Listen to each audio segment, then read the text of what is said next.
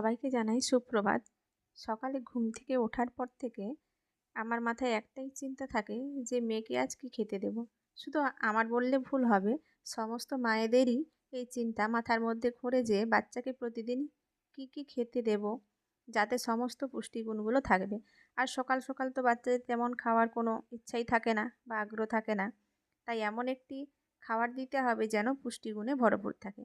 আর সেই চিন্তাই মাথার মধ্যে ঘোরে। বন্ধুরা, মেয়ে কিন্তু খাওয়ার জন্য রেডি হয়ে গেছে, ওর জন্য আমি খাওয়া রেডি করছি, ভাবলাম আপনাদের সঙ্গে শেয়ার করি। দেখুন, নিয়ে নিয়েছি শসা, গাজর, ছোলা, মুগ। এগুলির মধ্যে থাকছে প্রচুর পরিমাণে পুষ্টিগুণ, যা আমাদের শরীরে হজম শক্তি বৃদ্ধি করে, ওজন নিয়ন্ত্রণ করে, ডায়াবেটিস প্রতিরোধ করে, হার্টের সমস্যা দূর করে, রক্তাল্পতা দূর করে, এবং এগুলোর মধ্যে আছে প্রচুর পরিমাণে একটি অ্যান্টিঅক্সিডেন্ট, যা আমাদের শরীরে খুবই উপকারী। এছাড়া নিয়ে নিয়েছি দেখুন কলা, কাজু, কিশমিশ, ডিম।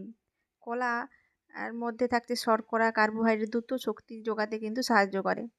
এছাড়া ডিম হচ্ছে একটা প্রোটিনের উপাদান, যেটা আমাদের পেশি গঠন করতে সাহায্য করে। কিশমিশের মধ্যে থাকছে প্রাকৃতিক শর্করা, গ্লুকোজ, যা শরীরকে দ্রুত শক্তি যোগাতে কিন্তু সাহায্য করে।